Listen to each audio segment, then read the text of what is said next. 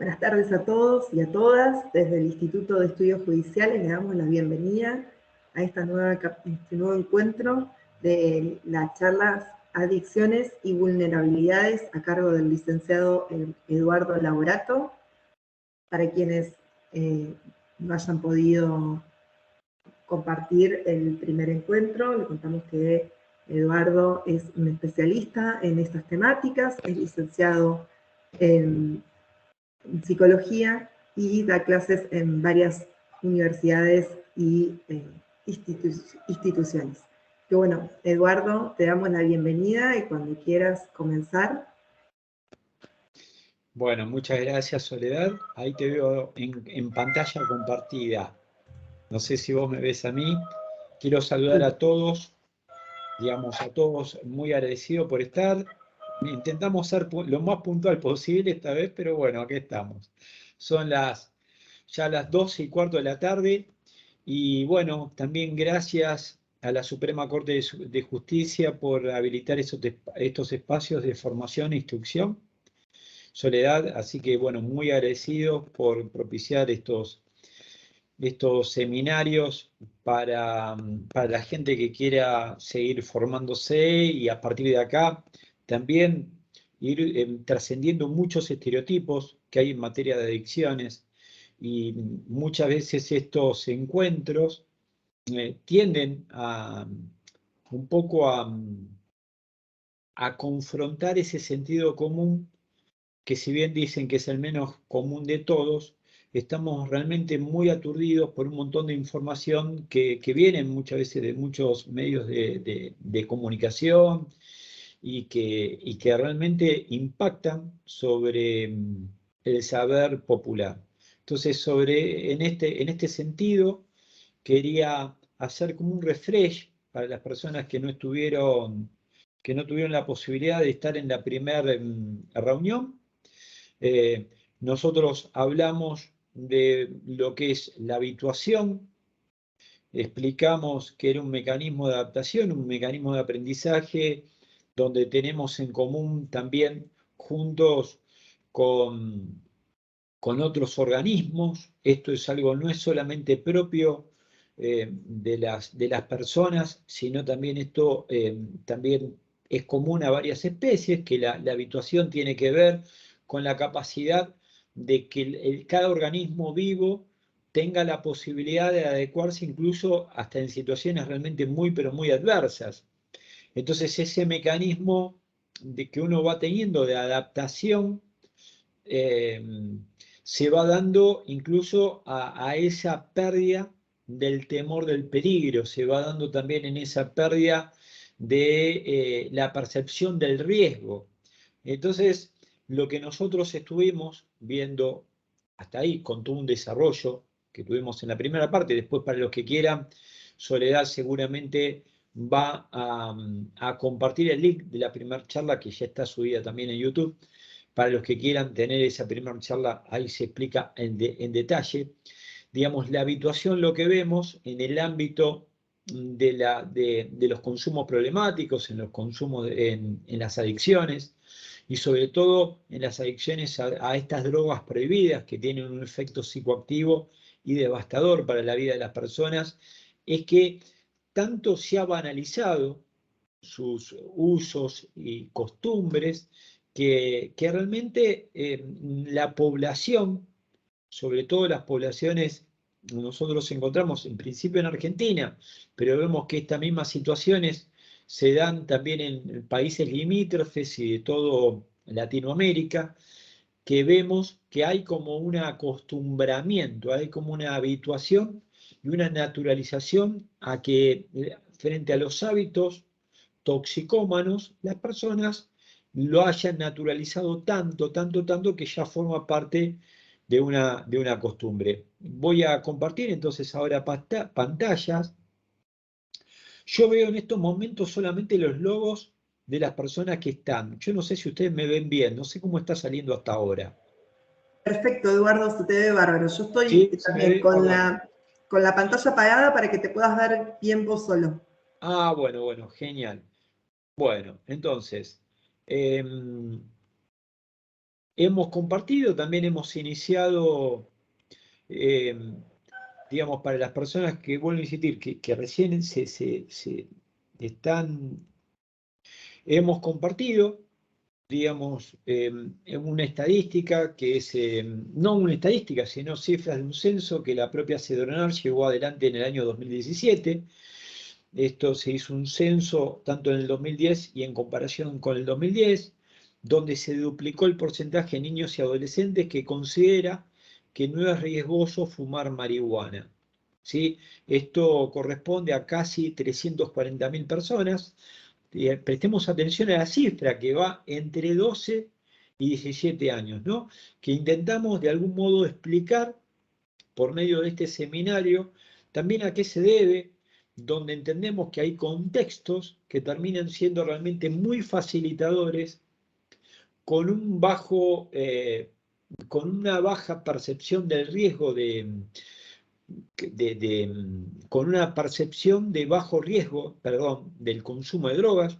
Tanto es así que prestemos atención en esas poblaciones entre niños de 12 años y púberes de 17, estamos hablando que es muy fácil conseguir marihuana en un término de 24 horas. Ante la pregunta es, ¿con qué facilidad en menos de 44 horas entendés que podés conseguir marihuana? En la población más alta, la cifra, la barra azul que ustedes van a ver ahí en el cuadro, dice que es muy, pero muy fácil, ¿no? Más fácil se le da en las poblaciones de 18 a 24 años. Después, entre 25 y 34 años, ya la curva esta empieza a descender y desciende más cuanto más edad la persona vaya teniendo y se ha hecho este porcentaje. ¿Por qué me detengo?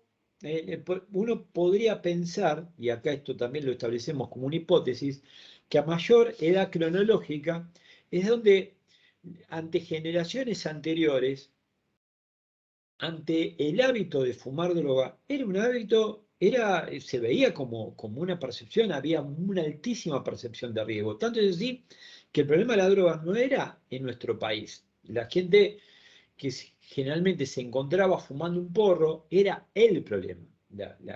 Los colegios se convocaban, hacían reuniones de gabinete, se llamaban a los padres, digamos, era realmente todo un proceso, se hacía todo un proceso incluso hasta administrativo, como para poder acompañar a esa persona. Inmediatamente se establecía a un proceso de tratamiento y era realmente percibido como un problema. Hoy en día entendemos de que hay chicos que se drogan dentro del mismo aula, esto lo pueden buscar, ustedes pueden chequearlo hasta en YouTube.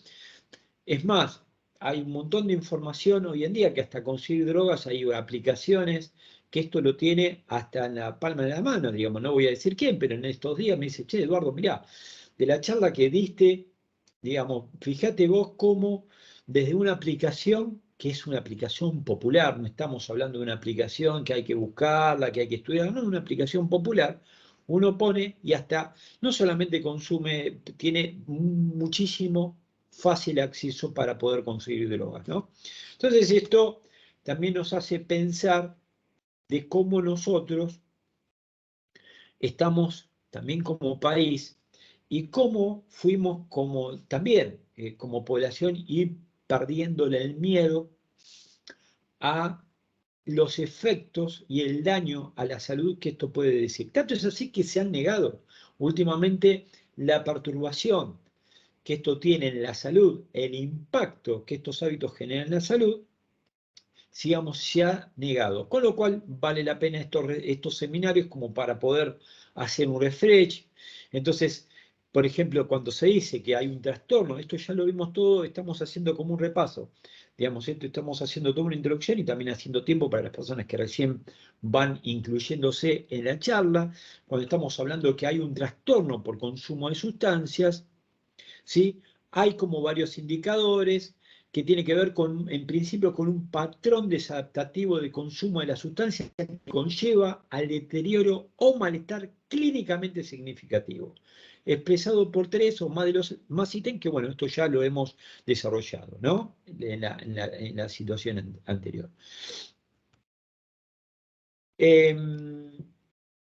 Todo esto ya vimos también lo que son las afecciones neurológicas en el cerebro, cómo eso impacta al lóbulo frontal y prefrontal, digamos, cómo eso impacta y cómo esto se ve también en todas las personas que van incurriendo en este consumo, y cómo hay estadísticas, esto también lo quiero también reflejar, que esto también lo vimos en la charla anterior, cómo impacta en enfermedades psiquiátricas, en conductas suicidas y parasuicidas, entendiendo que las conductas parasuicidas tienen que ver donde no hay una intencionalidad manifiesta de uno querer quitarse la vida, pero sí se expone a situaciones de muchísimo riesgo, como para donde termina en riesgo su propia vida como la de otros, ¿no?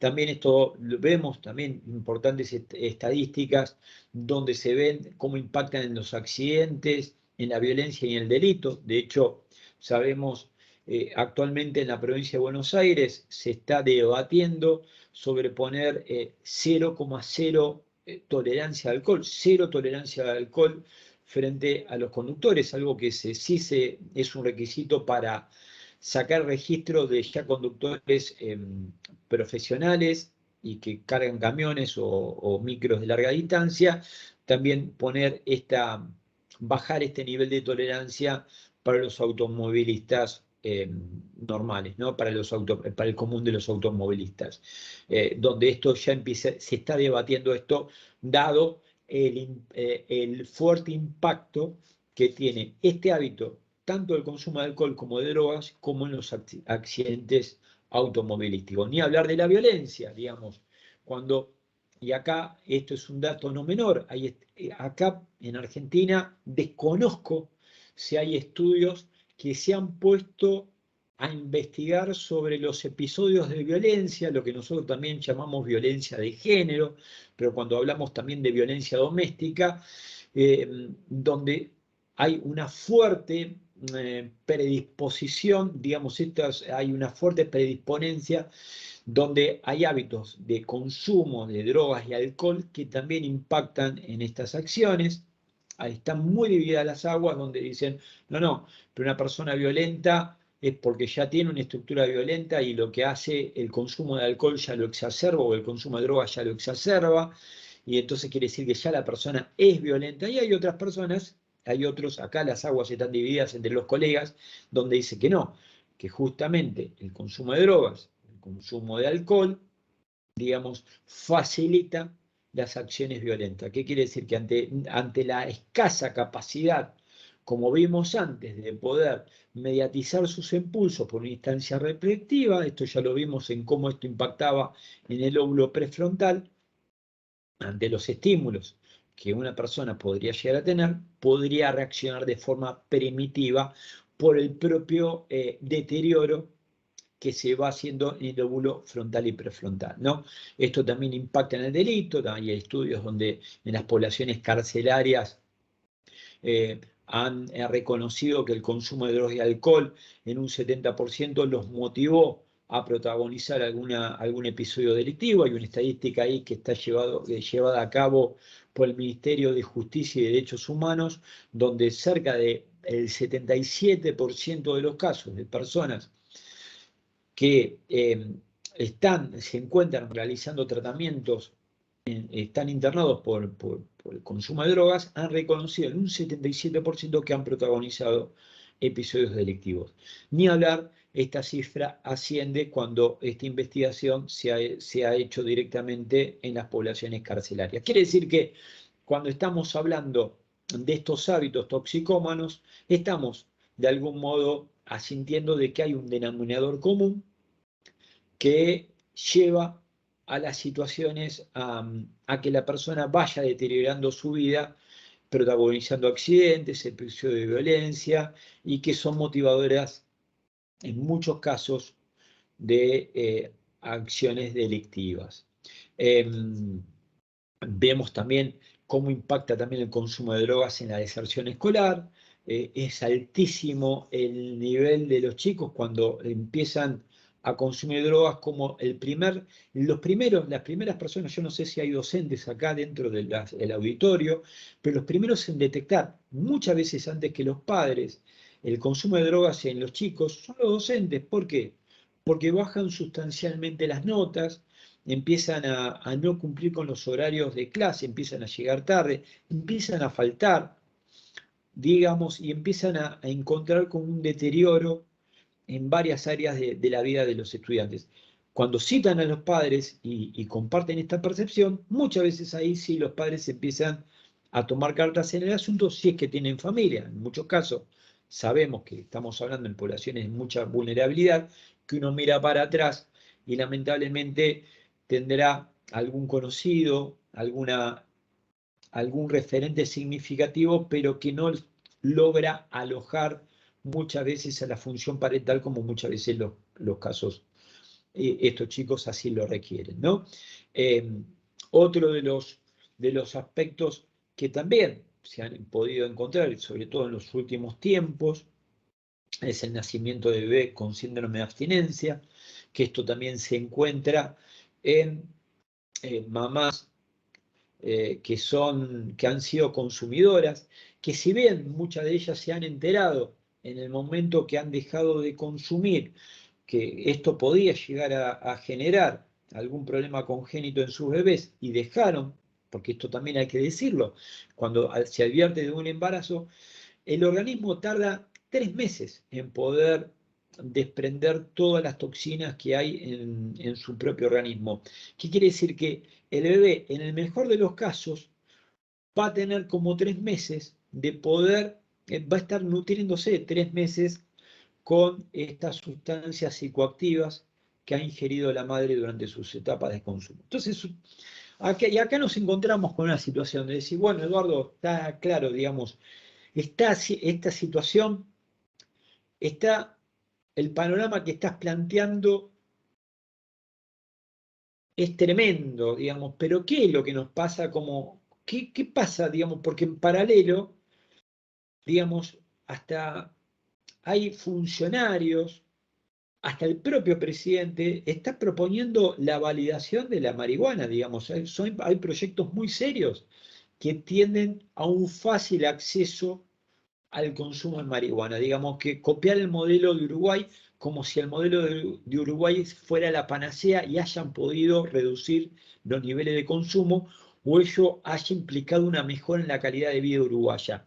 Todo lo contrario, digamos. Hay acá en donde uno empieza a encontrar estos contrastes en las realidades, donde por un lado vemos toda esta realidad social, vemos deserción escolar, vemos accidentes automovilísticos, vemos situaciones de violencia, problemáticas que son muy sensibles, en principio en Argentina. En principio en Argentina. Entonces, si uno encuentra y ve como denominador común que en todo esto hoy digamos, se encuentra el consumo de droga y el consumo de alcohol, consumo de droga y el consumo de alcohol, ¿cómo es posible que nuestro país, teniendo estas áreas tan problemáticas, se proponga la legalización de la marihuana de uso comercial, se utilice la marihuana como uso comercial? Y acá encontramos, esto, cuando hago este planteo, lo digo no de una cuestión moral, ni lo digo desde una cuestión eh, abstencionista, lo digo porque siempre algún pícaro puede llegar a pensar, lo digo desde una política sanitaria, no estoy hablando de los actos privados de las personas, ni estoy hablando de una cuestión, vuelvo a insistir, no, mi posicionamiento en este punto no es religioso, no es moral, que sí podría tenerlo y sí podría decirlo, de esto es meramente sanitario, estoy acá planteando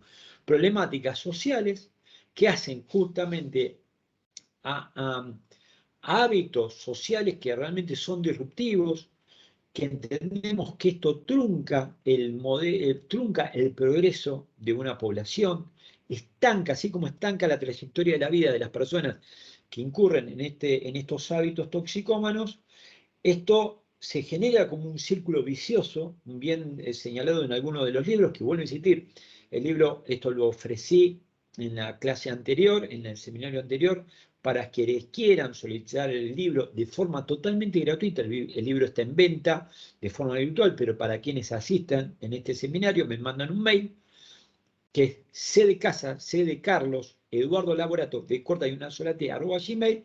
Ahora Soledad lo va a poner en el chat.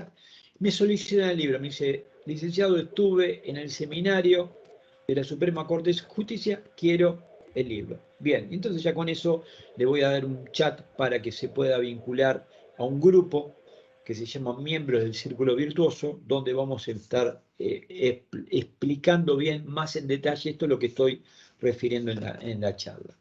Entonces, y acá nos encontramos con un concepto que es lo que nos pasa en el consultorio, que es lo que nos pasa en el barrio, eh, cuando las mamás, digamos, o algún familiar está desesperado queriendo ayudar a su hijo para que se interne o para que haga un tipo de tratamiento por su problemática adictiva, y los chicos no quieren saber absolutamente nada.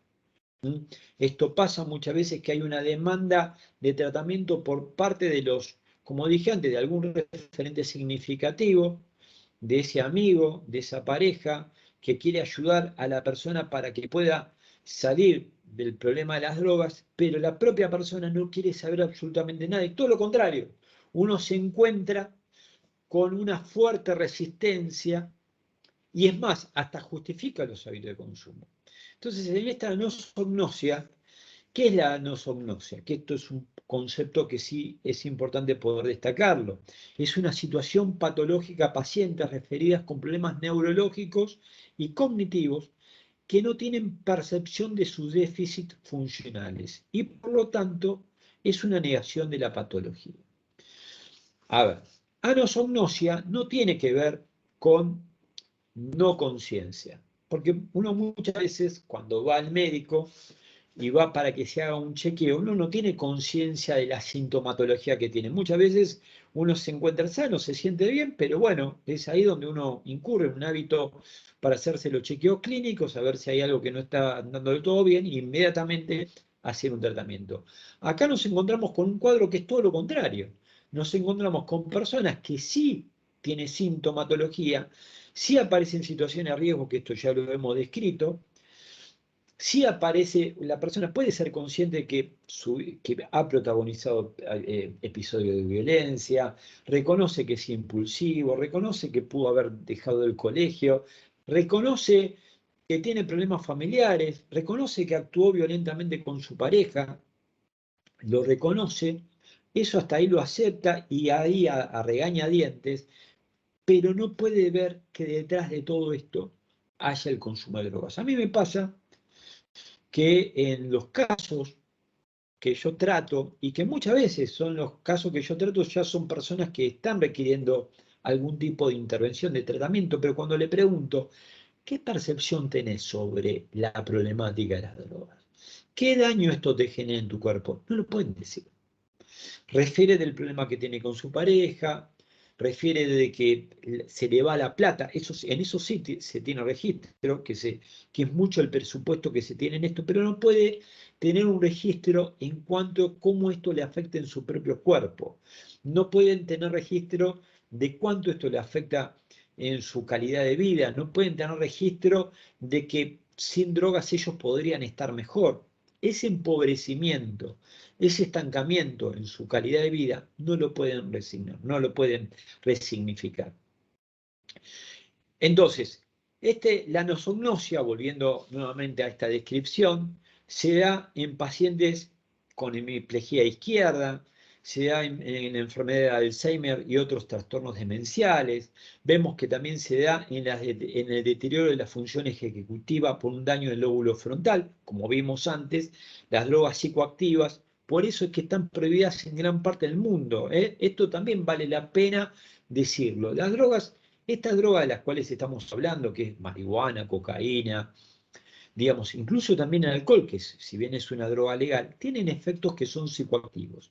En este caso, estas drogas psicoactivas, que en muchos países están prohibidas, y que acá en Argentina se está intentando legalizar, tienen que ver porque genera un daño. Tanto genera un daño en la trayectoria de la vida de la persona, como también impacta en los contextos donde estas personas se manejan. ¿De qué forma? ¿Sí? Como lo vimos antes, digamos, lo vemos eso en Permiso, ¿eh? Quiero pasar a la siguiente. A ver. Bien.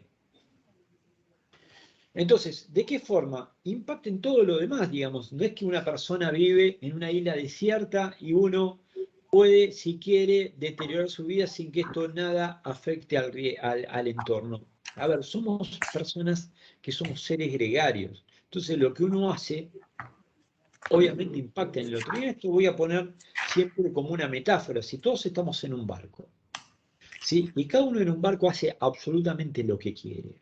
Uno si quiere achar, quiere romper las maderitas, el otro si quiere hacer un fueguito. Lo puedo hacer, sí, porque tengo el derecho a hacer lo que yo quiero.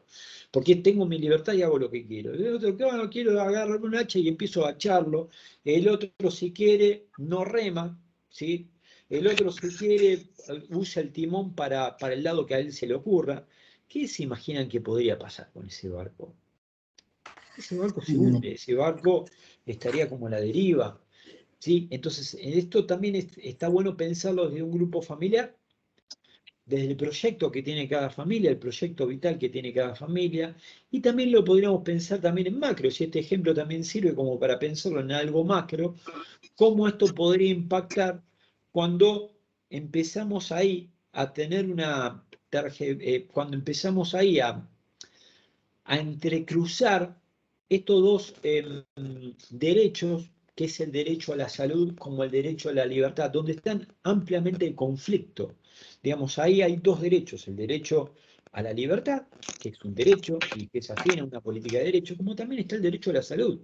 Ahora, como vemos en esta situación, ambos derechos están ahí en colisión, con lo cual, según la política de derecho, uno tiene que priorizar ahí el derecho más elemental, que es el derecho a la salud. Obviamente que si no hay salud no hay libertad. Tiene que ver por esta jerarquía que hay de derechos, y por eso es cuando se encuentra en esta política de derechos, esta colisión de derechos, entran este eclipsamiento.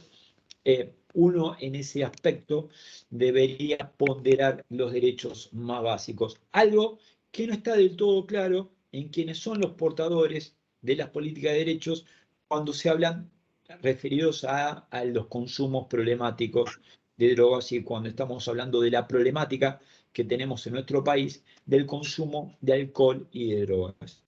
Seguimos con la anosognosia.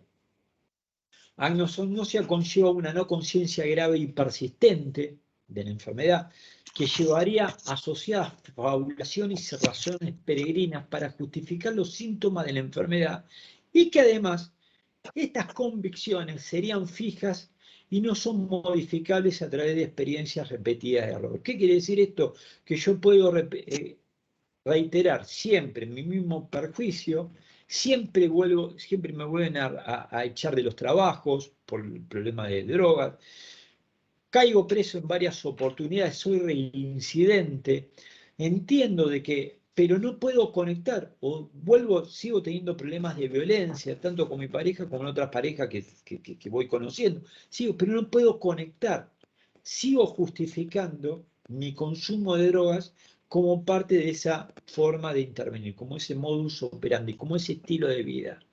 ¿Sí? No puedo conectar cómo el consumo de drogas puede vincularse con esto. Algo que nos pasa también a macro, digamos, teniendo tantas problemáticas sociales que se vinculan con el consumo de drogas, no quiere decir que sea el causal. Ojo, no quiero que en este punto se malinterprete, pero sí que agrava, sí que esto es una variable a tomar muchísima atención, porque sobre esta situación, estas áreas de conflicto se siguen persistiendo en el tiempo. Entonces, ante esas situaciones, sí, hasta podría pensar que sería una paradoja pensar en un fácil acceso de las personas a que consuman drogas, o plantear de los medios masivos de comunicación una banalización del consumo de drogas, o que haya incluso formadores de opinión que salgan de forma impunemente en los medios a hablar de cómo sus hábitos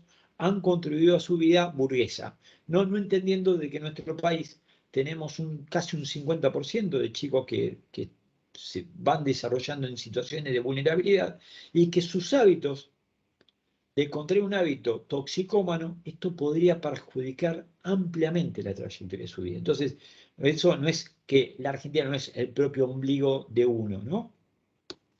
Entonces, esta perturbación de la conciencia no solo es de carácter neurológico y personal, sino también es reforzada por representaciones sociales, esto es lo que estaba diciendo esto.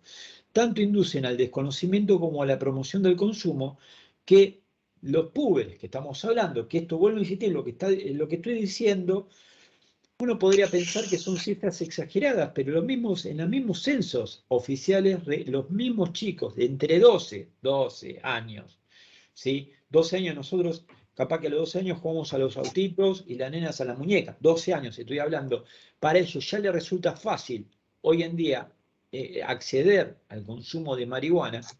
Imaginémonos cómo podría darse la trayectoria de esos chicos.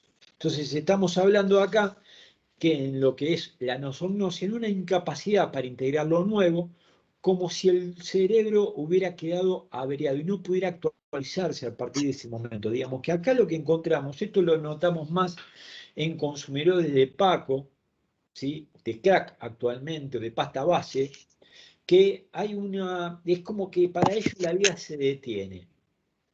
Digamos, siguen teniendo los mismos hábitos antes de poder de consumir drogas, digamos, que viven emocionalmente, estoy hablando, ¿no? Es como que no siguen con esos pensamientos infantiles, reaccionan con la misma infantilidad que tenían en ese momento que incurrieron, estamos hablando de 12, 13, 14 años, es como que hay un estancamiento. Esto no lo digo yo, en su momento se hizo un informe de la CENAF, también otra información oficial, donde se han puesto a estudiar sobre los hábitos de consumidores de Paco y cómo esto ha impactado en la trayectoria propia de la vida, cómo que las personas se deterioran. En este punto, acá la neurociencia nos explica por qué se detiene, porque justamente se da un impacto tan pero tan fuerte, las lesiones a nivel neuronales son tan intensas que las personas que se quedan congeladas no pueden adquirir nuevos conocimientos, se quedan fijadas ahí. Por eso muchas de estas enfermedades, por eso se entiende también que cuando hablamos de drogadependencia, estamos hablando de una enfermedad crónica. Crónica, ¿qué quiere decir crónica? Como lo es el cáncer, como es la diabetes. Digamos, uno puede mejorar, puede acompañar con el proceso, puede compensar, pero uno deja de hacer tratamiento y la persona decae. Entonces, por eso estamos hablando de una enfermedad crónica. Ni hablar si uno quiere plantear esta cronicidad en los contextos actuales donde uno intentaría proponer una política pública, ¿no? ¿Cuáles son los efectos sociales de la nosognosia? Entonces, también acá me voy a referir a parte de este estudio, de este censo que se hizo en la Cedrona en el año 2017. Entonces dice, un alto consumo de alcohol y drogas en la red social de niños y adolescentes. Prestemos atención, acá uno va a ver dos cuadraditos. Uno que dice 39,6, casi 40%, y otro casi un 30%. ¿Qué quiere decir que es casi el 40 y casi el 30?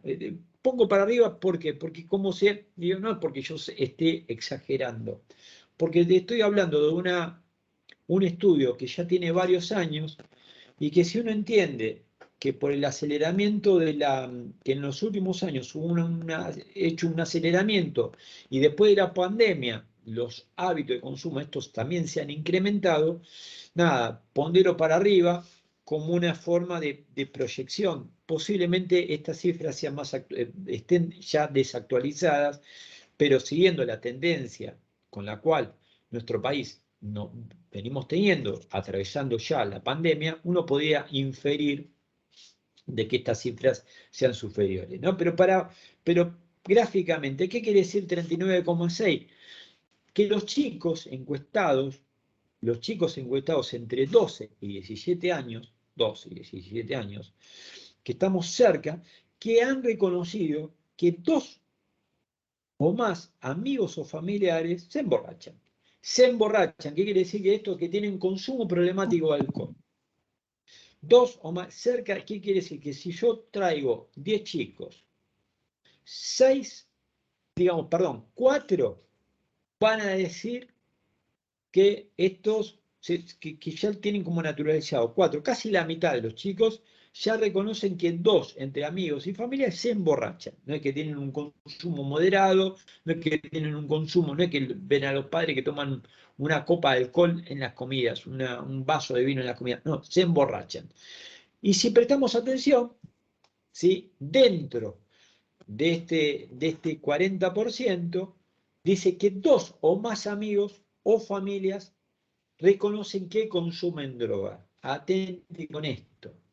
Dentro de las personas que reconocen que se emborrachan, asumen que 2 o más amigos, el 25%, reconocen que consumen drogas. Entonces, acá tenemos como para poder pensar, en qué contexto estamos, qué es lo que estamos validando, proponiendo o invalidando desde nuestro lugar y poder pensar cómo poder intervenir en estos contextos, ¿sí? Sabiendo de que hoy en día nos encontramos con una realidad social donde hay un montón de problemáticas que hacen a la vulnerabilidad de los chicos, pero si encima están bombardeándose por contenidos audiovisuales, llámese series televisivas, programas de televisión, música, del contenido de letras musicales, donde hacen apología del consumo de drogas, uno va a entender que ante esas crisis, ante esa incertidumbre, digamos, toman esa receta que entre los famosos han tenido. ¿Sí? Vemos un Homero Simpson que durante 30 años o más ha consumido de forma problemática alcohol, que no le ha pasado nada. Vemos también que determinados personajes como de Netflix, digamos, son simpáticos al ver que consumen drogas y que realmente siguen siendo los ídolos, siguen siendo simpáticos. Entonces, en ese punto está bueno poner, ni hablar de los cantantes, que ven el estándar de éxito, de lujos, cuando son ellos mismos lo que sus letras musicales tienden a banalizar y a proponer el consumo de drogas, ni hablar de la cosificación que hacen sobre la mujer y ni hablar del sexismo, ¿no? Digo, también como para poder pensar en esta situación. Entonces, por último, y para terminar con esta primer parte de la charla, para dar tiempo a las preguntas y después, bueno, ver qué podemos hacer, porque acá planteó el problema, pero bueno, también hay como respuestas también desde de la academia y de las políticas públicas como para poder contrarrestar esto. Entonces quiero cerrar también, así como empecé la charla con la fábula de la zorra y el león. Esta es otra fábula que decía, bajaba cierto día la zorra por lugares solitarios a la hora en que el sol se ponía en el horizonte. Prestemos atención, en un valle donde estaba la zorra allá en el horizonte, vieron el sol, en donde viendo su sombra bellamente alargada, exclamó, ¿cómo me va a asustar el león ante semejante talla que tengo? Con 30 metros de largo, bien fácil me será convertirme en el rey de los animales. Entonces estaba ahí confundiéndose la zorra entre su sombra y lo que ella era, ¿no? La longitud de su sombra con lo que ella era. Entonces mientras soñaba con su orgullo y tenía esa ensoñación, el poderoso león le cayó encima y empezó a devorarla. Entonces la zorra, cambiando de opinión, dijo, la presunción es causa de mi desgracia, ¿no? Muchas veces uno, cuando se ve eh, impactado por sus presunciones, se ve como cooptado eh, por su sistema de creencia, estamos realmente cayendo en una situación que termina siendo desgraciada, ¿no? Digamos, si esto pasa comúnmente, sobre todo para lo que trabajamos con púberes, trabajamos con adolescentes, digamos, y damos charlas en las escuelas, uno dice, ven cómo los chicos defienden el consumo de drogas, lo justifican el consumo de drogas. Y no hay forma, entonces para poder entrar, digamos, terminaste un tiempo, esto me pasó, y esto voy a contar también una experiencia, es muy fresquita, estuve tomando exámenes finales hace unos días atrás, y uno de los alumnos, después que tuvo la nota, digamos, esto lo digo porque él tuvo también la deferencia y el cuidado de después de la nota del final, decirme, profe, ¿le puedo decir una cosa? ¿Qué? Me dice. Yo le pregunto. Sabe que yo estuve a punto de dejar la materia por usted, por culpa suya. Yo lo miro y me quedé como expectante. Yo le digo, ¿por? Me dice, no, porque yo lo vi, yo siempre fumé. Estaba hablando del consumo de marihuana, yo siempre fumé. Y la verdad que yo tenía una posición con el tema del cannabis, con el tema de la marihuana. Y yo al escucharlo a usted, yo dije, no, este tipo es un antimambo, este tipo es un cortamambo, este tipo, la verdad que no tengo nada que ver con él, voy a alargar la materia. Pero me permití escucharlo, me permití seguirlo por algunas charlas, ver sus conceptos, y me di cuenta que el equivocado era yo. Me di cuenta que el equivocado era yo. Estamos hablando acá de, este alumno tendrá aproximadamente entre 25 y 27 años, no le pregunté la edad. Estoy hablando de un alumno de tercer año del secundario, del tercer año de la universidad, de la carrera de psicología, Veamos cómo llegan los chicos y cómo llega esta formación y esta deformación también de conceptos, porque el día de mañana esta anosognosia social que estamos teniendo, esta anosognosia cultural que estamos teniendo, sobre todo frente a la droga, entiendo yo que no es ingenuo.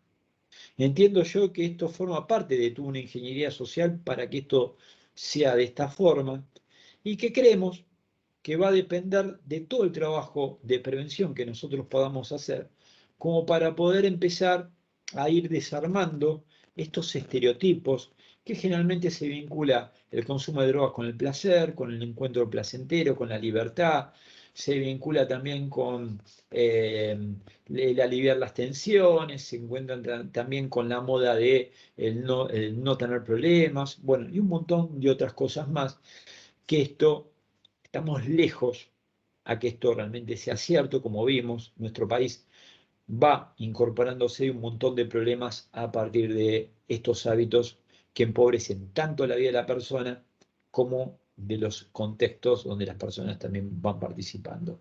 Yo antes de darle pie a hablar, quisiera hacer como un pequeño impas, dejar de hablar yo mientras tomo una copa de agua y que ustedes me puedan decir qué preguntas, si tienen algún debate, si tienen algo para plantear acá, ¿no? Dejar como acá unos minutitos para después dar tiempo a la segunda clase. Soledad, ¿cuándo estaríamos terminando?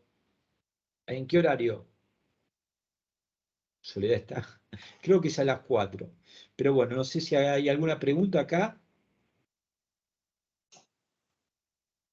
Se ve perfecto, se escucha muy bien. Lo primero que das cuenta, su cambio de conducta agresivo. Estela Esteman dice, lo primero te das cuenta de su cambio, su conducta, que se vuelven agresivos y rebeldes. Acá Fernando Fasano eh, pone Eduardo Laborato, pone mi mail. Bueno, perfecto. No sé si hay alguna pregunta.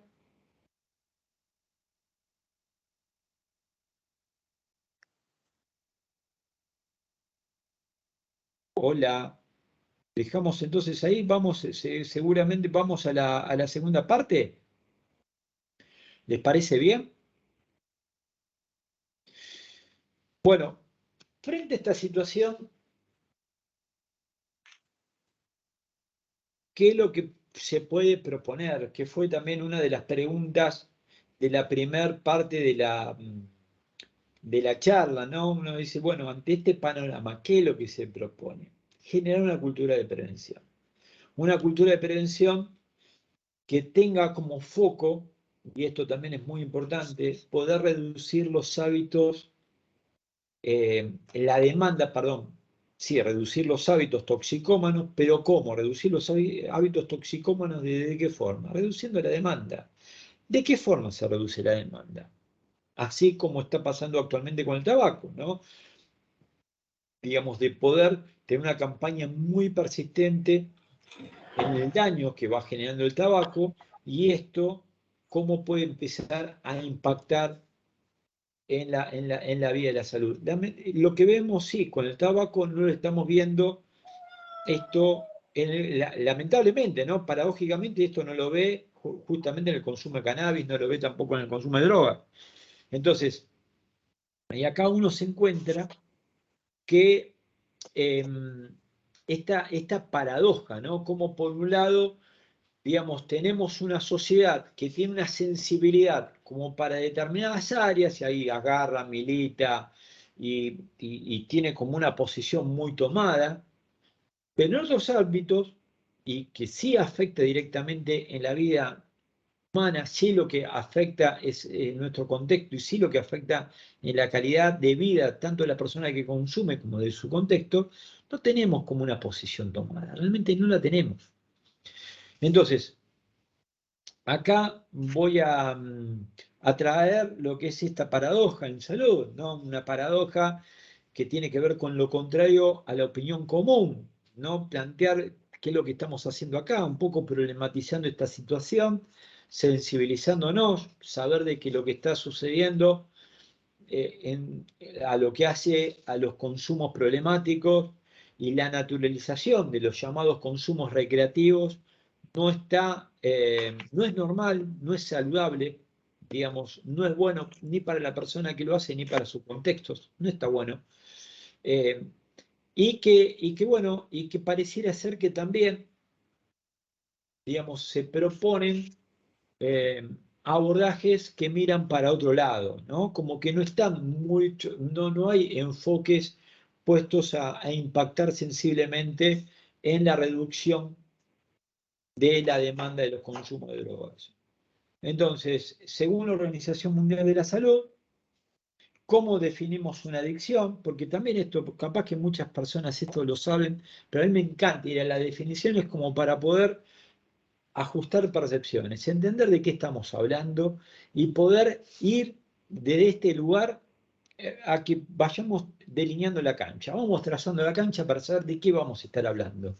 Entonces, según la Organización Mundial de la Salud, es una enfermedad física, psicoemocional, que crea una dependencia o una necesidad hacia una sustancia, actividad o relación.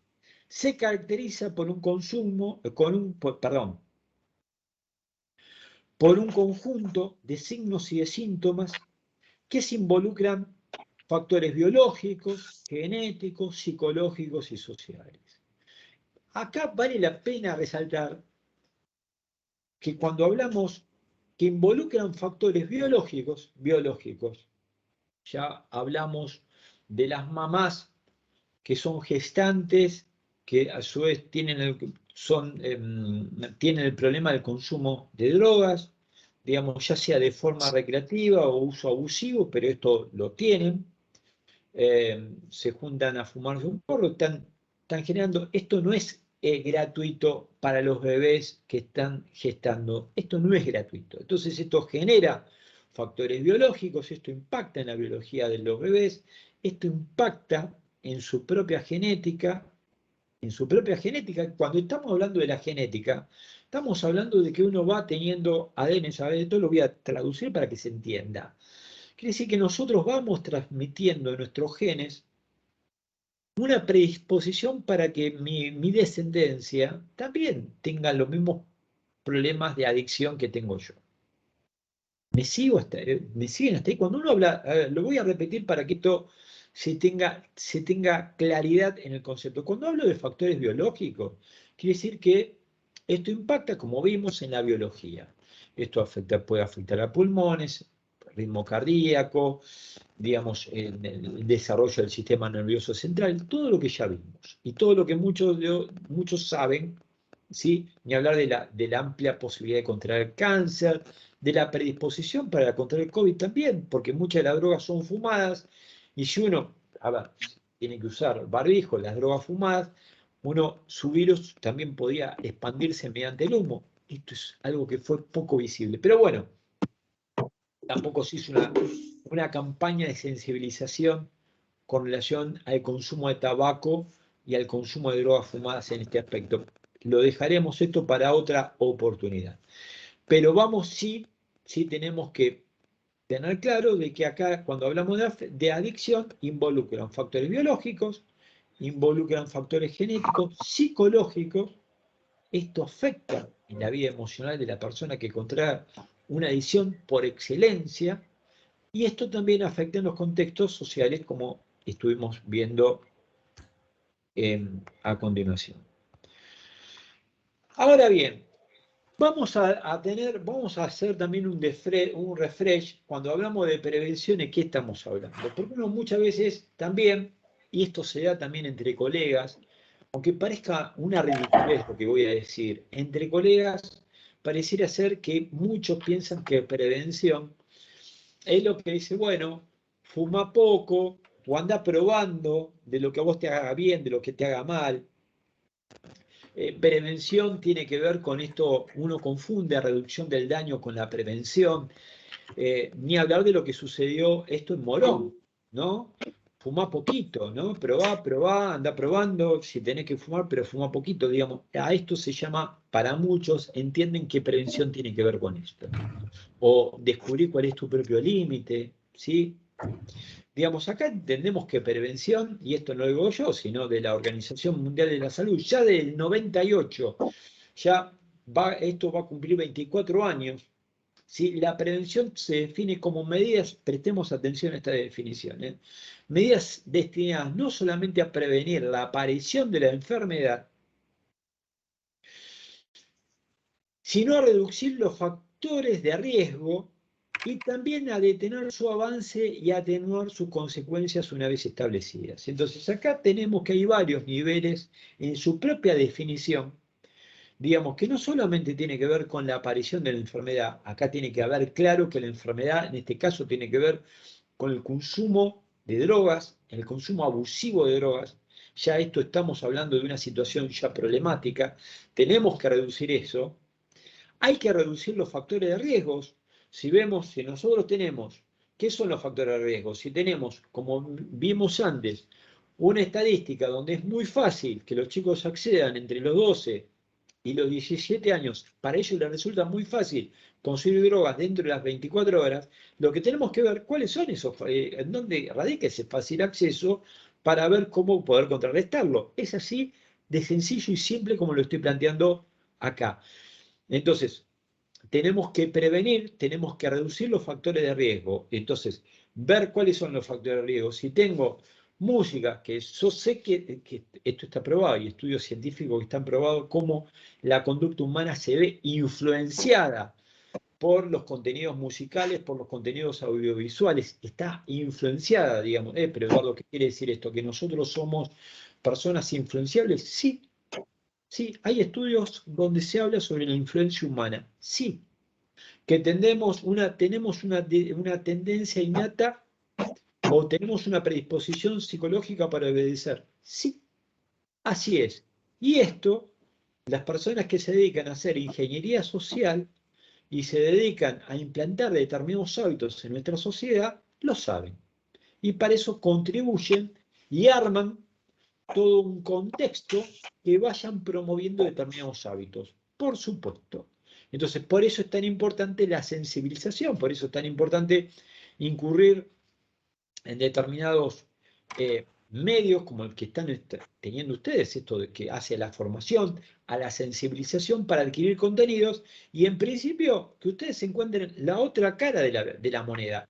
Seguramente esta charla pocas veces la han escuchado, la han visto, o alguien lo haya dicho con este tenor.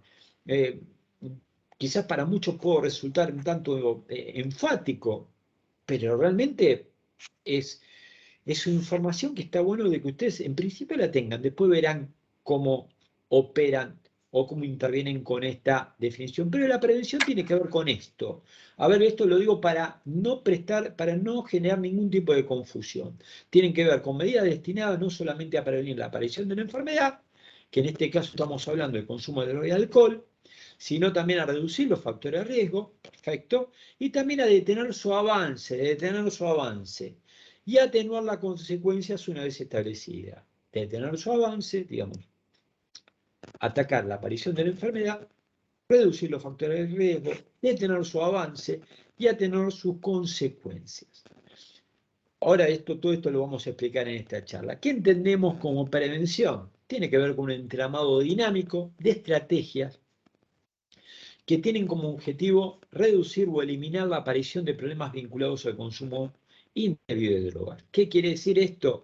Digamos, uno cree que muchas veces la prevención tiene que ver con la charla en las escuelas. Yo hay algunos alumnos que me están mirando en estos momentos y saben que yo les pongo cara larga y me enojo con esto, porque uno entiende que prevención es eso, no es eso.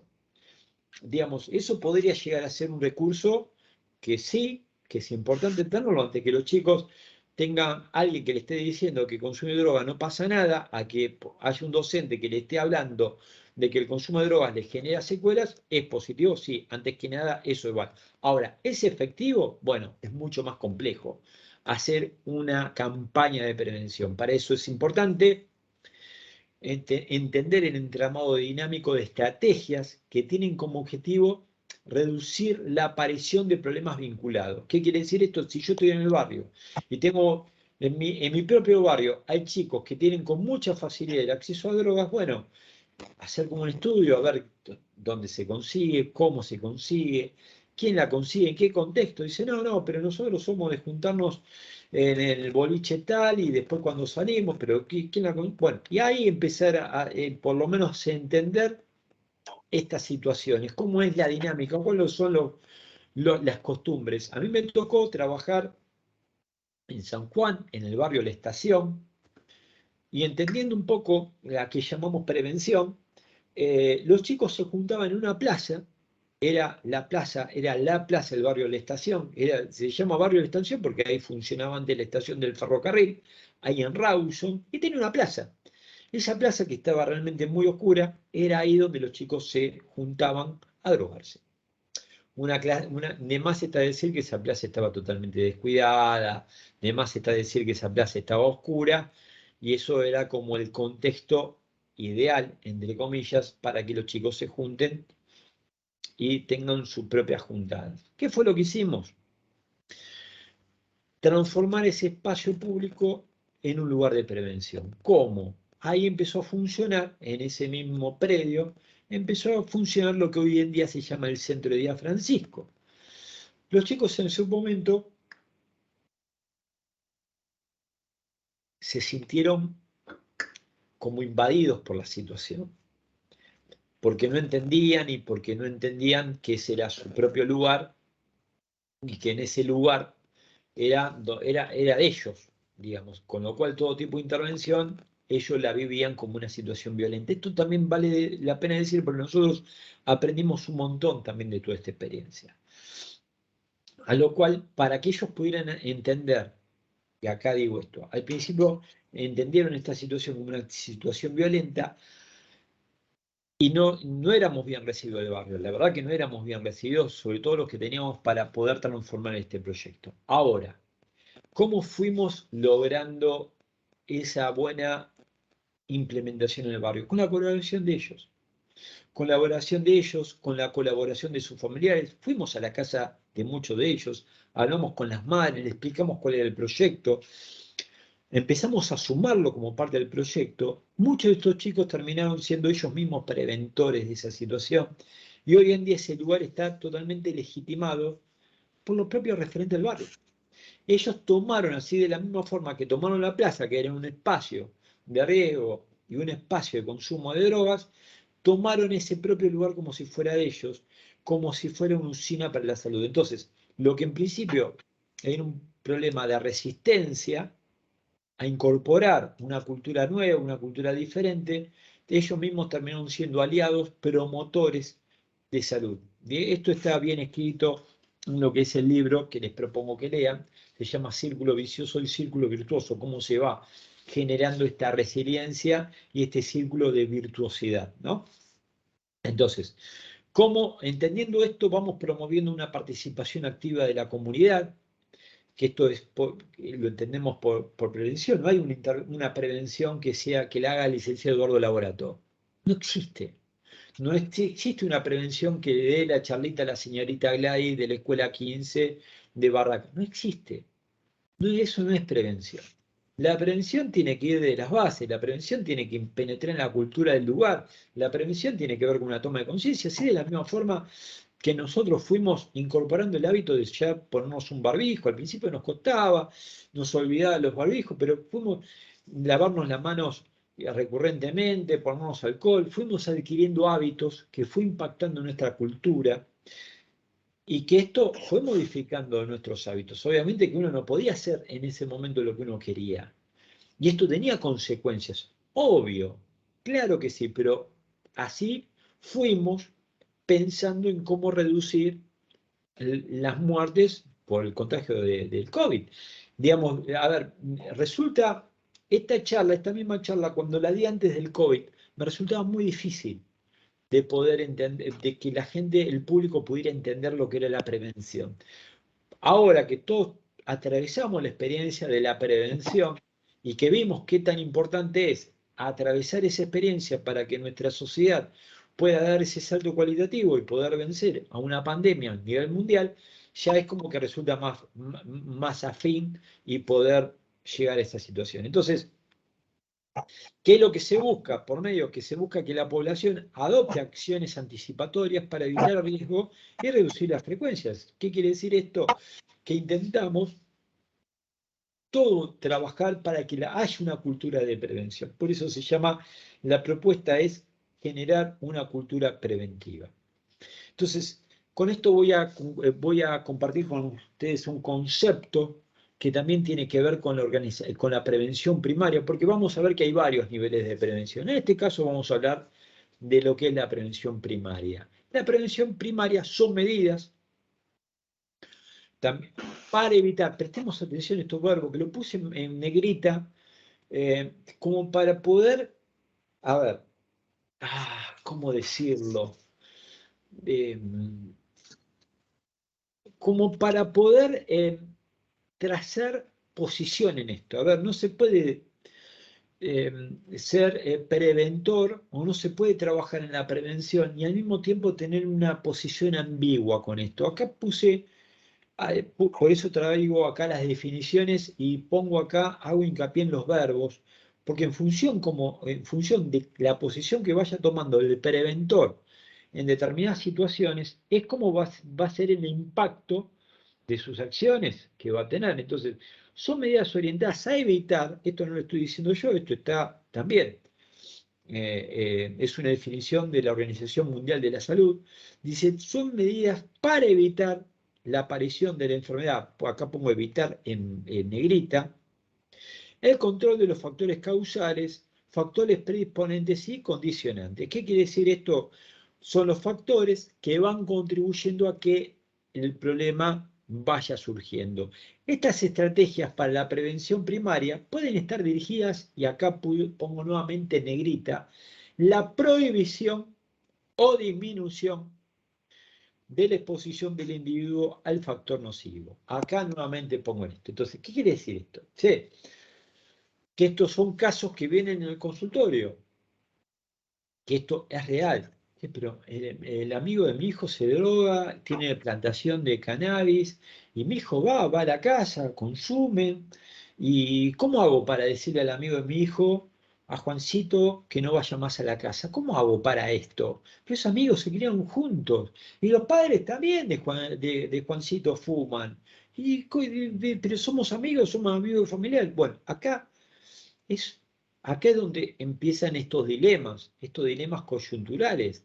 ¿Cómo hago si yo quiero rescatar, y acá uso la palabra rescatar, que es muy usada en los tratamientos de rehabilitación de las adicciones, rescatar? Che, rescatate, dicen en la calle, che, rescatate, rescata. ¿Cómo hago para rescatar? Sí, lo tengo que rescatar de estos contextos. En principio, sensibilizar esto y ver hasta dónde llega la mitad entre Juancito y mi hijo en esta situación. ¿Qué es más importante? ¿Velar por la amistad de Juancito mi hijo o la salud de mi hijo? Entonces estos son dilemas y estos son desafíos que nos expone la vida como también para poder tener. Ah, no, pero Juancito también, mira, a partir de la rehabilitación de mi hijo, ahora Juancito empezó a problematizar y quiere compartir con mi hijo una experiencia terapéutica. Genial, qué mejor que vincularse a partir de un proyecto de salud, un proyecto saludable, por supuesto, que muchas veces esto también pasa. Ni hablar de las relaciones de pareja. Yo amo muchísimo a mi novia, pero mi novia consume. Entonces acá se juega un de, bueno, ¿qué hacemos? ¿Hacemos tratamiento los dos o nos separamos? Porque yo quiero cambiar mi vida. La verdad que me di cuenta que el consumo de droga me hace mal. Bueno, ¿qué hacemos? Y acá también es donde se define los vínculos. Esto también desafía los vínculos. ¿Qué hacemos? ¿Nos sometemos juntos a un mismo proyecto de vida? Entonces, vamos con la definición de lo que es la prevención primaria. Son medidas orientadas a evitar la aparición de una enfermedad. A evitar la aparición, acá nuevamente aparece, mediante el control, y acá pongo también en mayúscula, resalto esto que vuelvo a insistir, no es una definición mía, yo la agarro y la comparto con ustedes, es el control de los factores causales. Si yo me estoy dando cuenta que ir a la casa de Juancito me lleva a mí a consumir y estar con los padres y también compartir un porro y hacer una fumata y después reírnos y después vaya y también tomamos alcohol y después de ahí, yo qué sé, salimos a bailar, hacemos la previa y después termino en una situación realmente muy compleja. Bueno, empecemos a entender cuáles son los factores causales que llevan a una situación de consumo. ¿Cuál es el objetivo de la prevención primaria? ¿Sí? Acá puse la parejita con los barbijos, pero para poder tener cuenta, disminuir la incidencia de la enfermedad. En la medida acá puse un barbijo, pero un barbijo simbólico. ¿Qué quiere decir disminuir? Por ejemplo, el uso de condones para la prevención del HIV u otras enfermedades de transmisión sexual. Digamos, en este caso, generar programas educativos para enseñar cómo se transmite, cómo se previene, ¿sí? En esto también está, digamos, generar acciones, por un lado, acciones que sean contundentes, que sean visibles, que tengan como objetivo la disminución de la incidencia de la enfermedad, por eso pongo el tema de los barbijos, y al mismo tiempo la información. ¿Por qué se da esto? Para que la gente entienda, si uno dice, che, tenés que hacer esto porque tenés que hacer esto, te prohíbo hacer esto porque tenés que hacer esto, generalmente lo que va a pasar es que pase absolutamente todo lo contrario, porque la gente no lo entiende. Porque la gente no lo entiende. Me retrotraigo nuevamente la experiencia de mi estudiante, ¿no? Del estudiante que me dijo, profe, la verdad que estuve a punto de dejar la materia porque no entendía. Claro, porque cuando la gente no entiende, ¿cuál es? Plantea oposición, plantea lucha. Loco, vamos, vos sos abstencionista, yo a vos te voy a partir como, que esto pasa, esto me pasó. Y también tenemos que saber que las personas, está todo tan naturalizado, que cuando uno imparte una información de estas características, generalmente son malos enemigos que se gana al principio que los amigos. Cuando esto después se entiende, uno termina estando validado, uno termina estando, eh, digamos, ponderado, porque uno entiende que es un nivel de conocimiento que lleva a que las personas puedan superar sus propios límites, puedan dar un salto cualitativo a su propia calidad de vida. Vimos recién lo que es la prevención primaria, que esto formaba parte del seminario ya previsto para hoy, y qué es la prevención secundaria o detección oportuna. La prevención secundaria, en este caso, es cuando se da un diagnóstico precoz. Yo después de la charla con estudiantes secundarios, pongo esto como ejemplo, pero pueden ser múltiples ejemplos, capaz que a ustedes también se les está ocurriendo alguna acción que lleve a hacer la prevención primaria, digamos, uno puede establecer múltiples ejemplos en esto, ¿no? Pero hay alguien que levanta la mano y dice, no, no, porque mi hijo consume, y yo realmente no pensé que era tan problemático esto, pero digo, a ver, profe, la verdad que yo no pensé que era tan jodido fumarme un porro con mis amigos todas las semanas. Porque no está, hay una percepción como de inocuidad.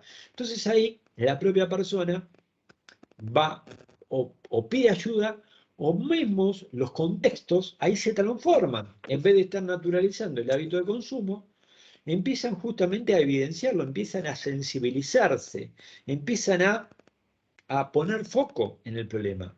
Entonces, es transformar esos contextos viciosos, esos contextos negadores, esos contextos anosomnómicos que lo vimos antes, en esos contextos saludables, en esos contextos que pudieran empezar a ser resilientes frente a la problemática. Entonces, ¿qué es lo que pasa? Se detecta precozmente, ahí donde la comunidad puede intervenir, la familia interviene, o el misma persona que esté en situación de consumo empieza a problematizar su propia situación, entonces inmediatamente se da una derivación a un especialista, por eso es tan importante la articulación del gabinete psicopedagógico, es tan importante la articulación que pueda tener la propia institución que esté operando en la intervención, en la prevención, con otras entidades para que ya puedan alojar y asistir a la persona que se encuentra con este problema. Entonces, en esta situación, que ya sería una fase preclínica, es cuando hay un daño que es incipiente y que no está tan avanzado, ¿no? Entonces es esta prevención secundaria donde hay un comienzo incipiente, es cuando vas al médico y te detecta, oh, mira, tuviste un incipiente comienzo de tal problemática. Bueno, bien, la agarramos a tiempo, perfecto. Hay un tratamiento y sabemos que cuanto antes se tome y se haga y se aborde la problemática, mayor eficacia y mejor pronóstico va a tener. Ahora bien, ¿de cuánto es el nivel de eficacia que tiene este tipo de intervención? A ver, que nosotros hayamos vencido al COVID es un tema menor. Que la humanidad haya podido vencer al COVID por medio de lo que era la prevención primaria, la prevención secundaria. A ver, en el COVID tuvimos la prevención primaria, que era toda la información que fuimos teniendo, información. Tuvimos mucha, y para mi gusto en demasía, ¿no? Y después, ¿cuáles fueron? Bueno, los focos para vos detectar, dónde te vas a hacer el testeo. Esos son los puntos de atención de prevención secundaria. Esto lo digo para que nosotros podamos pensar en nuestra historia qué sería la prevención primaria y la prevención secundaria. ¿Cuál es el nivel de eficacia que tiene? El 85%. El primer nivel es más cercano a la población, o sea que este nivel de un primer contacto está dado en consecuencia como la organización de los recursos que permitan resolver las necesidades de atención básicas y frecuentes. ¿Qué quiere decir esto? Que si yo ataco una enfermedad, ataco en el sentido simbólico, pero empiezo a tratar una enfermedad en este periodo incipiente, empiezo justamente a atender y empiezo a abordarla en esos primeros momentos, voy a tener un 85% de eficacia y esto está muy bueno, esto es muy positivo. Digamos que es la puerta de entrada al sistema de salud, es un nivel de entrada a que la persona tome conciencia de la situación en la cual se está tratando y se resuelven aproximadamente el 85% de los casos de los problemas prevalentes. En este nivel permite una adecuada accesibilidad a la población, pudiendo realizar una atención oportuna y eficaz. Acá está, también esto vale la pena destacar, que actualmente, digamos, se han ampliado las casas de primer umbral. En nuestro país se han ampliado lo que son llamados los CACs, los Centros de Atención Comunitaria para la Salud, ¿no? Que se han ampliado y más en el ámbito de las adicciones, digamos, como que al empezar a ampliarse estos centros de atención, le da a la comunidad mayores recursos como para poder tener una sensibilidad y poder inmediatamente buscar algún tipo de orientación, algún tipo de atención. Es muy importante esto. ¿Mm? Y si uno no lo tiene, está viviendo en un territorio y no lo tiene visibilizado y quiere trabajar en esto, si ya tener como su propio recurso interno con quién contar, con quién no contar, también es muy importante.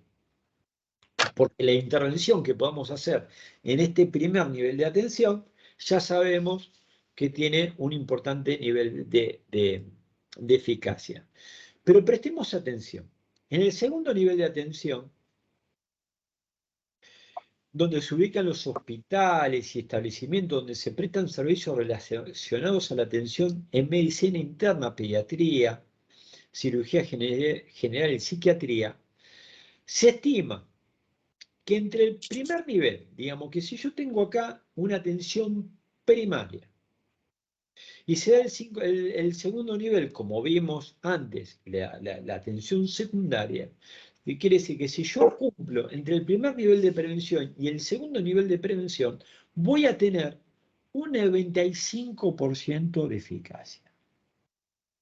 A ver, lo voy a decir en número. Lo voy a pasar porque para que entiendan de que cuando muchos hablan de un pesimismo donde es imposible vivir o tener una comunidad sin drogas, o tener un barrio sin drogas, o tener un municipio sin drogas, si uno realmente se pone entre ceja y ceja una campaña de prevención que pueda trabajar intensamente en estos niveles que estamos hablando, ¿sí?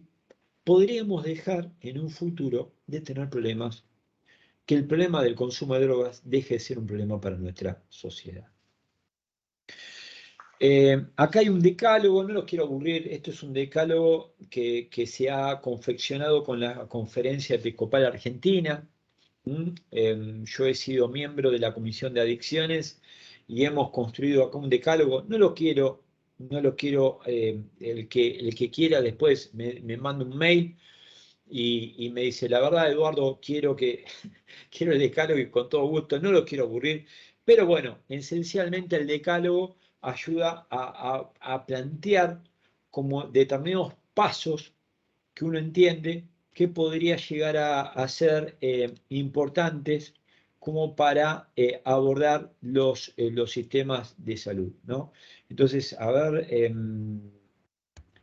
quisiera ver, ¿no? ¿Ustedes ahora me ven a mí totalmente o se sigue mirando la filmina? Te vemos a vos solo, Eduardo. Ahora me ven a mí solo. Bueno, no les queda otra entonces. No les queda otra.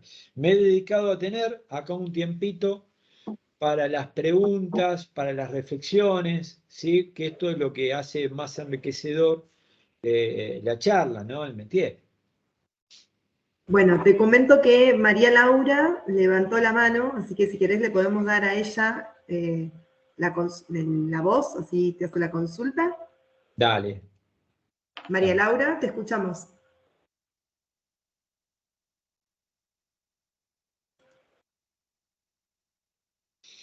María Laura. Bueno, mientras tanto, si no te consulto, en el chat nos hacen una consulta sobre si estás de acuerdo con el cannabis medicinal. Oh, muy bien. A ver, ¿Qué no quiero opinás? No si confundir, estás de acuerdo, sino, sí, no quiero perdón. confundir en esto, quiero dejar bien claro esta situación. El cannabis, está legalizado el uso de cannabis para investigaciones que aporten a la salud. Y eso es muy bueno, eso es una muy buena noticia, digamos, porque esto amplía el espectro eh, terapéutico para las personas que así lo requieran. Ahora, lo que me parece que sí es importante prestar atención del uso de la información que se ha hecho del cannabis medicinal, porque esto también se presta para confusión. Digamos, muchas personas confunden que es el mismo cannabis que se usa para uso recreativo que se usa para usos medicinales. O muchos piensan que fumarse un porro le estaría haciendo bien a la salud. Y acá viene el problema. Es la misma campaña que se usó también para, escuchen esto porque es un dato también de color y que hace también a la situación. En nuestro país, yo tengo incluso un seminario hecho, que incluso lo podemos invitar ya. Yo tengo una investigación hecha, una investigación bibliográfica hecha, ¿no? Sobre cómo se implantó el consumo de tabaco en nuestra sociedad. No era popular en los años 30, en los años 40 fumar tabaco de forma masiva. Solo se fumaban los habanos o si la gente tenía la posibilidad, che, como venís de tal lugar, bueno, tráeme tabaco, pero no era habitual encontrar en las tiendas el consumo de tabaco. Entonces, ¿cómo se llegó a que el tabaco sea de uso masivo? Entre otras cosas, se decía, y salían los médicos, hablando de los beneficios que tenía el tabaco para la salud, que servía para el asma, prestemos atención, que servía para la tos, era muy positivo para esto. Prestemos atención a cómo, y serían médicos que eran muy prestigiosos. Ni hablar de que las propias tabacaleras ellos pagaban estudios científicos justamente como para poder competir con los estudios que en ese momento estaban ya advirtiendo que el tabaco era cancerígeno y de cómo perjudicaba esto a la salud. Hoy esto hubiera sido imposible pensarlo. Pero con la única situación que estamos hoy, acá viene lo perturbador de la escena, que la misma fórmula con la cual se ha tratado el tabaco en los años 30, 40, 50, 60, sobre todo más en los años 60, donde no había mucho acceso a la información, donde no había mucho acceso a mucha bibliografía, y antes lo que decía el doctor, yo me acuerdo en mi época, lo que decía Sokolinsky, la salud de nuestros niños era lo que era palabra santa, era el Vademecum. Digamos, no teníamos mucha referencia, era lo que decía Sokolinsky, lo que decía el médico cuando me tocaba ir al médico, que íbamos al médico cuando teníamos un problema de salud, digamos, porque hasta en ese hábito teníamos. Ahora, hoy en día, con todo el acceso a la información que tenemos, con toda la posibilidad que tenemos, con todos los estudios que hay sobre las consecuencias del consumo de cannabis que hay para la salud, que la gente, que la sociedad siga sosteniendo lo positivo que es para la salud y que no pueda distinguir entre el consumo medicinal y el consumo recreativo, esto me parece que es problemático. A mí me parece que pusieron, y esto estoy hablando yo, a mí me parece que pusieron, se habla más del consumo recreativo, perdón, entiendo de que hay toda una campaña para que los chicos, e incluso esto se da muchas veces en los adolescentes, te hablan de las bondades del cannabis y te hacen ahí todo un estereotipo, te arman ahí todo un combo y en el mismo van justificando sus propios hábitos de consumo. No hay una charla que yo salga a hablar de droga donde me hablen del cannabis medicinal, por ejemplo, como si se tratase de lo mismo. Y esto no es lo mismo. Absolutamente nada tiene que ver una cosa con la otra. Si yo les digo a ustedes, el pepino es igual que la sandía, ¿ustedes qué me van a decir? Muévanme la cara, a ver, ¿es lo mismo, sí o no? Sin embargo, es la misma raíz, es la misma familia. El pepino y la sandía comparten la misma familia de vegetales. Pero nada que ver, ¿se dan cuenta de esto? No tiene nada que ver. Entonces, en este punto se está confundiendo y ponen todo en la misma bolsa, así, por eso dejan de hablar de marihuana. Antes se hablaba de marihuana, ahora se habla de cannabis, es más cheto hablar de cannabis. Esto también fue pensado, porque la palabra marihuana tenía una mala connotación social, tenía una condena social. Ahora hablar de cannabis ya se asocia más con el consumo recreativo, perdón, con el consumo medicinal, es más cheto, digamos, no sería lo mismo que hablar de marihuana, pero estamos hablando de lo mismo. ¿Se dan cuenta cómo operan nuestras representaciones mentales ante esta misma situación? ¿No? Sí. ¿Alguna otra pregunta? Entonces espero haber respondido a la pregunta de qué yo pensaba sobre el cannabis medicinal. A ver, entiendo, bueno, decir, el cannabis medicinal es algo que hay que profundizar, es algo muy positivo, hay investigaciones que han resultado muy válidos para poblaciones que padecen determinadas afecciones. Hasta ahora lo que sí se pudo comprobar que pero como medicina paliativa, y acá también está otro tema,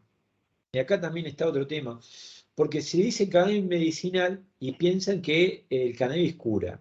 No, en principio podría pensarse como un paliativo. Un paliativo es algo que no cura absolutamente nada, pero sí podría mejorar la calidad de vida de quienes lo consumen ante determinada problemática puntual. ¿Cuál es esa problemática puntual? Las epilepsias refractarias. De todo lo otro que se dice que bueno para que mejora los dolores del cáncer, De eso dependerá de cada organismo y dependerá de la predisposición. Eso es totalmente debatible. Hay medicaciones más efectivas para el cáncer.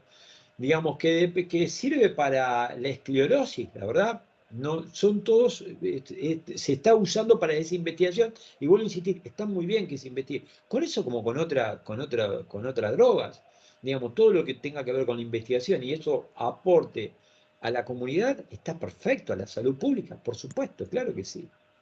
Ahora, que hagamos este juego de estar mezclando una cosa con la otra, ahí me parece que es un error.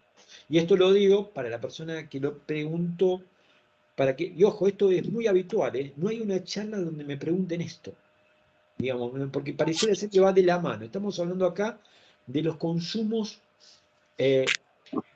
problemáticos, ¿no?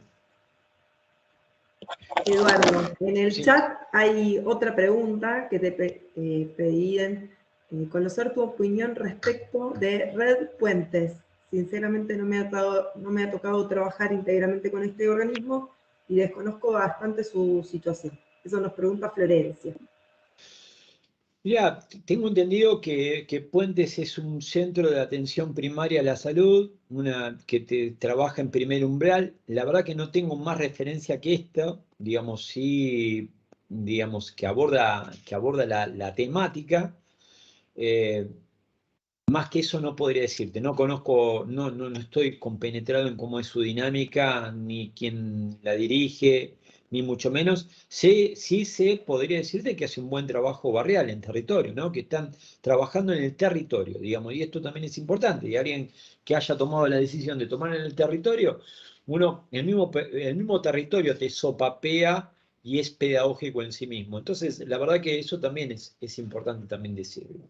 Toda persona que se enfoque y ponga como eje en el territorio, se podrá equivocar, podrá funcionar, pero el territorio mismo los errores, digamos, es una experiencia pedagógica muy interesante el trabajo en territorio. La verdad, y bueno, y Puentes trabaja en territorios, así que bueno, bien, digamos, se necesitan más lugares que pongan el epicentro en el territorio, ¿no? Bien. Después hay un comentario, no es en forma de pregunta, quizás era así como lo querían hacer, pero me parece que interesante que vos nos puedas eh, ampliar más allá de lo que dijiste. Alguien comenta, no todos los que consumen son adictos. Entiendo que por lo que vos dijiste, Claro, qué buena pregunta es esa, Irma. Irma Murgo. Muy bien, es una pregunta muy interesante porque en principio lo que estamos hablando acá es de prevención de adicciones. Y la verdad que el consumo de cannabis genera adicción. Entonces, uno se podría preguntar, ¿existe el consumo recreativo de cannabis? Yo te diría que no. Irma, no. Porque genera dependencia psicológica, genera dependencia, sobre todo una dependencia emocional. Vos fíjate que en Uruguay, que se propuso, digamos, el propio Estado tuvo que aumentar la dosis de venta en la farmacia, justamente porque la demanda era cada vez mayor y las personas, digamos, que ya a ver, ¿cómo te puedo decir? Ya no le satisfacía la cantidad que estaba fumando y justamente se potenciaba el mercado negro de comercialización. Nosotros en el organismo tenemos que se llama un efecto umbral. Nosotros para tener un nivel a ver, para que la droga te pegue, al principio te pega, si vos no tenés un cuerpo habituado a que esta situación se dé, que se llama el efecto psicoactivo. Esa psicoactividad, digamos, para lograr el mismo efecto, necesitas consumir cada vez mayores dosis, mayor frecuencia y en menor frecuencia, que eso es lo que va generando ese nivel de dependencia emocional. El que transitó por una experiencia que necesitó una pastilla para dormir o que necesitó de algún ansiolítico, los que están acá saben lo que estoy hablando, ¿no? De que después poder largarla se hace muy difícil, porque hasta hay una dependencia física. Lo mismo pasa con el consumo de cannabis. Lo mismo pasa con el consumo de cannabis. Hay una dependencia, sobre todo emocional, y un acostumbramiento físico que va generando dependencia. Y hablar de consumo de cannabis en poblaciones de entre 12 y 17 años, que es la población que compartían la estadística, y hablar en poblaciones 17, 25 años, que estamos hablando de que es donde la vida humana se potencia en ese momento.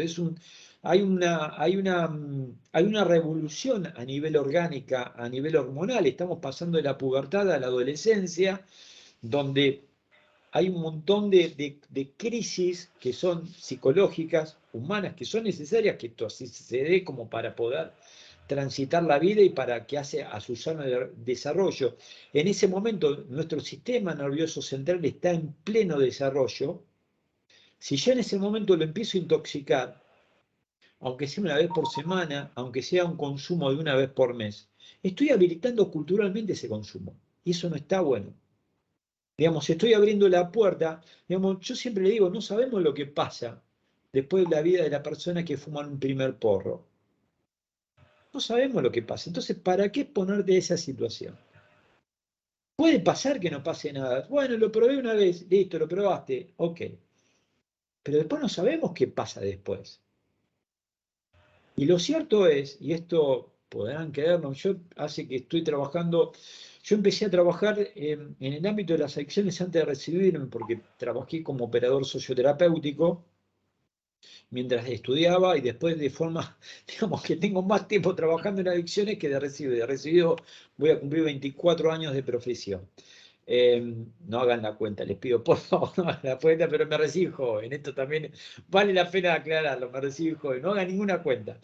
Pero lo que quiero decir que sí, pero las personas que yo he entrevistado, todos, digamos, todas las personas que han tenido consumo problemático, empezaron siempre con drogas que tenían una menos percepción del daño, como el consumo de cannabis, consumo de alcohol, consumo de cannabis, consumo de alcohol.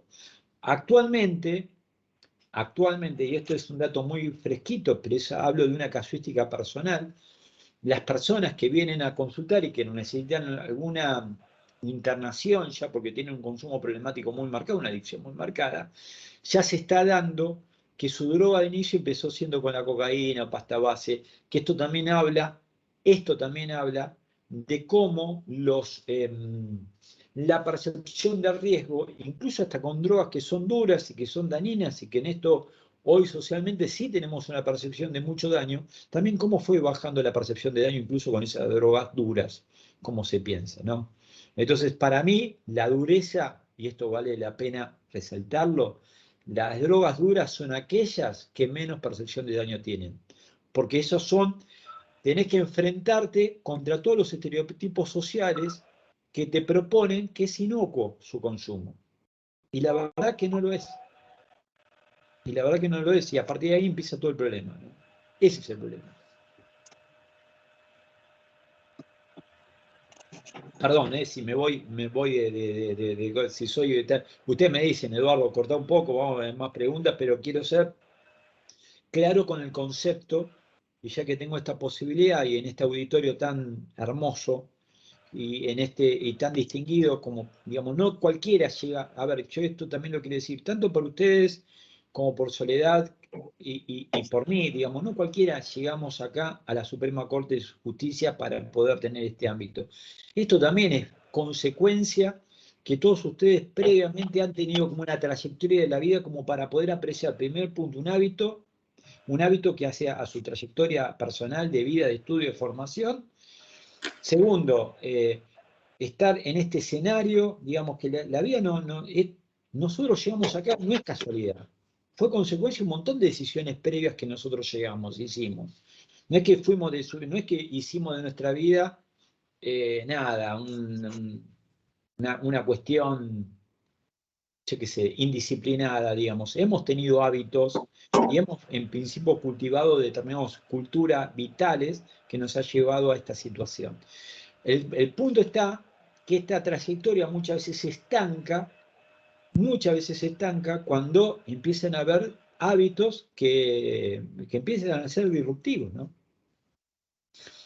Tenemos dos consultas. Una Sí, a es ver. nuevamente de Irma, que nos dice, teniendo en cuenta lo que usted está planteando, se podría decir que los niños que consumen cannabis se pueden volver adictos del mismo o de la marihuana en sí. Sí, por supuesto. Sí, sí, sí, tal cual. Sí, obvio que se puede. El riesgo está, digamos. A ver, y en esto me planto como posibilitando riesgo. Mirá, hay una experiencia, Irma. Yo te invito a que igualmente tenemos acá acá hay un proyecto de poder repetir estos seminarios, si ustedes están de acuerdo y si así lo quieren, lo proponen, tanto en los meses de septiembre como de octubre, donde yo quisiera también compartir una experiencia que se hizo en Islandia, donde tenían problemas como los nuestros y aún mayores, primer punto, por tratarse de una isla, y segundo, por tener hábitos, no tener los recursos naturales que tenemos nosotros, y con la gravedad que había un factor cultural que propiciaba el consumo de drogas y alcohol. Estamos hablando de países nórdicos. A ver, yo cuando hablamos de los países nórdicos, a mí me viene en la mente, capaz que es un prejuicio mío, pero me viene el vodka, la bebida blanca, países fríos, todo el whisky, digamos, los países nórdicos vienen de acá, ¿no? Los excesos de alcohol vienen de acá, de los países nórdicos. Tenían muchísimo problema. Y ellos pudieron revertir al punto, cumpliendo con algunos pasos de lo que nosotros vimos acá hoy de forma conceptual, lo que es la prevención primaria y la detección precoz, en estos dos pasos que hacen a la prevención, cómo revertir las estadísticas y cómo dar cuenta de esto, cómo disminuir la incidencia del consumo de alcohol en las poblaciones jóvenes, de adolescentes, digamos, y esto se revierte y esto es así. Digamos, no, hay experiencias que podemos nutrirnos, hay investigaciones las cuales podemos nutrirnos y que pueden aportar muchísimo a nuestros paradigmas actuales, a nuestros estereotipos actuales que nos llevan a cómo percibimos las drogas, ¿no? Así que, frente a la pregunta, que si a una persona que consume drogas tiene riesgo de contraer una adicción, sí, por supuesto. No dudo en eso. Estoy La lleno de otra, personas que vinieron, empezaron consumiendo drogas y terminaron, ni hablar de situaciones con delitos, ni hablar de situaciones bien, tenemos así. otro que es de María Laura. Tenemos un segundo que ahí está. Eh, Acá. El trabajo en el territorio, ¿sería un primer paso de prevención primaria a nivel social? Nos pregunta María Laura. Siempre el trabajo en el territorio podemos tener esos dos niveles, tanto el de prevención primaria como el de secundaria, por supuesto. Sí, digamos, todo lo que se da. En realidad, la prevención primaria la puedes hacer tanto en el territorio como también en los medios audiovisuales. A mí me encantaría pensar el día de mañana en algún consejo que pudiera pensar los estereotipos sociales que se dan en los medios de comunicación. Eso también es hacer prevención.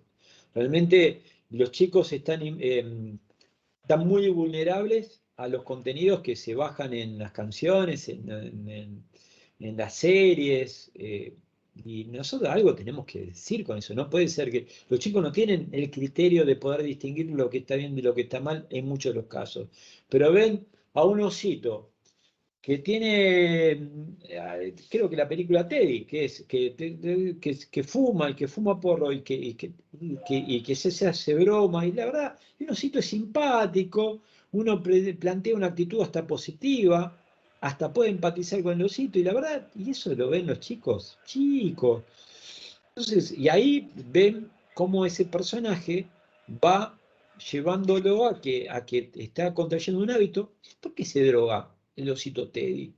¿Alguno de ustedes se puso a pensar por qué se droga? ¿Qué necesidad tendría un muñequito de drogarse? Se dan cuenta cómo opera la ingeniería social, ¿verdad? ¿Qué necesidad tenemos de ver un personaje con un jefe de familia, un Homero Simpson, que tenga un consumo problemático de alcohol? ¿Qué necesidad hay? Que se emborrache todo el tiempo, que estemos nosotros incluso divirtiéndonos con lo que le pasa a Homero cada vez que el tipo se emborracha. ¿Qué necesidad hay?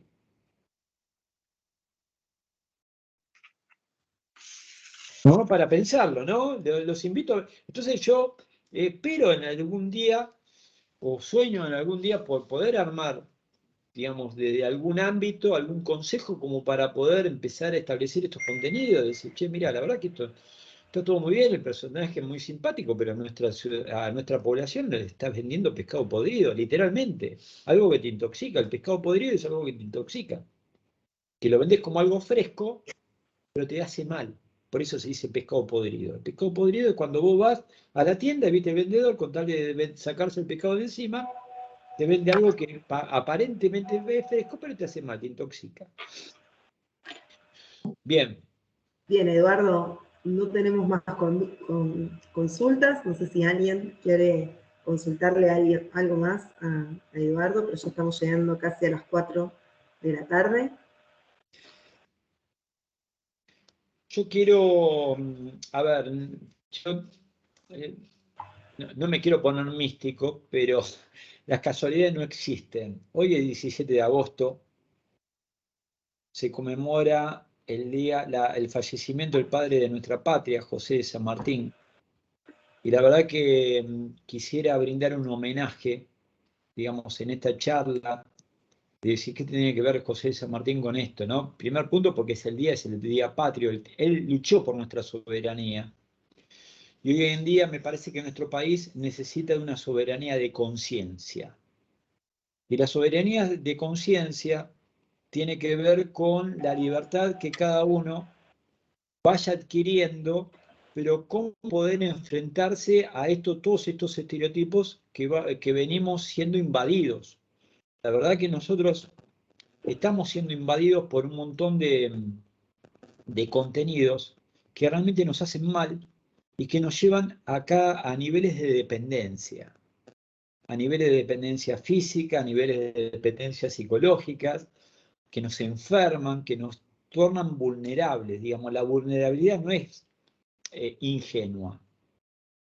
La vulnerabilidad de nuestro país no es ingenua. Digamos, esto tiene que ver con niveles de dependencia. Y hay una frase que dice San Martín, que dice, cuando hay libertad, todo lo demás sobra. Prestemos atención a esta frase. Cuando hay libertad, todo lo demás sobra. Entonces, me parece que toda la charla de prevención, toda la charla de cuidados, todas las charlas que tienen que ver con decir, che, mirá que estos hábitos no están buenos, o mirá que esto te está generando daño, es para que seamos libres. Pero para que seamos soberanos, para que podamos ser soberanos en nuestros cuerpos, soberanos en nuestros vínculos, soberanos de los contextos en los que nosotros estamos, digamos que uno pueda decir, che, mirá, este contexto, la verdad, ya dejé de estar acá porque me hace mal. Y una persona que puede tener esa decisión es porque es soberana. O decir, cambio de este hábito porque este hábito ya no me hace bien. Es porque es soberana. Entonces, volviendo a parafrasear a San Martín, dice, cuando hay libertad, todo lo demás sobra. Tiene que ver con esto, seamos libres. Seamos libres. Y muchas veces, y enfrentémonos a todos estos factores que nos condenan, acá no se trata solamente de la persona que cae en una adicción. Acá se trata de toda una población y todo un contexto que también está intoxicado ideológicamente por factores que lo hacen dependientes. Entonces, nada, es para pensar y dejarles esto como para pensar y reflexionar. Bueno, Eduardo, todos en el chat, como verás, tenés agradecimientos por tu claridad, por tu predisposición para estos temas, así que te agradecemos, yo te agradezco en el nombre del Instituto de Estudios Judiciales y de la Suprema Corte de Justicia que te hayas dado este tiempo para compartir tu saber con todos nosotros y a todos los presentes. Les decimos que a la brevedad seguramente estaremos informando nuevos espacios de capacitación. Bueno, muchas gracias a todos por estar, muy pero muy amables. Gracias. Seguimos en contacto.